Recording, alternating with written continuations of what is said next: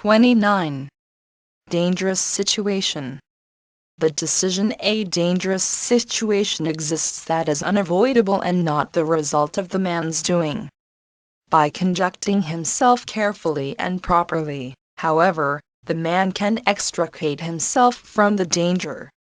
When danger exists for an extended period of time, it is easy for a man to become accustomed to it and to adapt himself, so that he avoids confronting the danger, and remains in the difficult situation indefinitely. This is not good. By remaining in the danger, by compensating for it and adapting to it, a person reduces his own effectiveness, and impairs his ability to succeed. He allows the danger to stop him from doing all that he should do.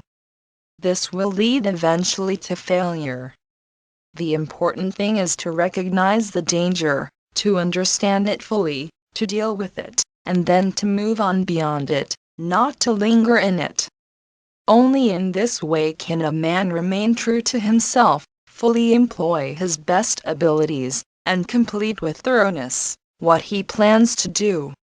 By fully understanding the situation, the man can master it, perceive weak spots, detect ways of going around it, and devise ways of accomplishing his aims in spite of it.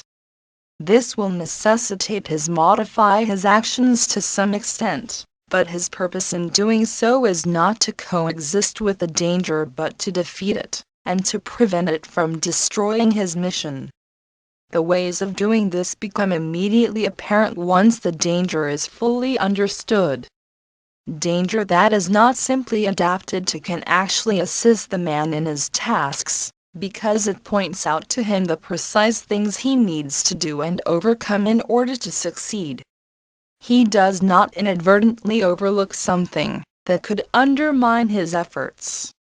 As a result, his work is of a higher quality than it would be if the danger did not exist.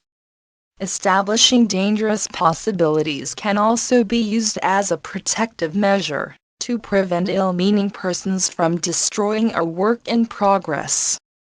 Ignoring danger, or allowing it to bring one's activity to a halt, is always detrimental, but danger that is recognized and dealt with is just another necessary element in accomplishing something significant.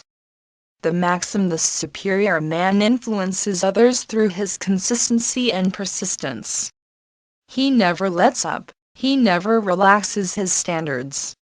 When he comes upon a problem, he stays with it until there is no doubt that the problem has been overcome. The inferior teacher is not like that. When his student stumbles and needs intensive work, in order to overcome a particular area of misunderstanding or lack of skill, the inferior teacher simply moves on to something new without working with thoroughness in the problem area, and the student never acquires that solid foundation necessary in order to make real progress. Moving on gives the illusion of progress, but it is really a disservice to the student. Requiring the student to work through the difficult area, and repeat the material correctly until it is thoroughly embedded is the only way he can acquire expertise.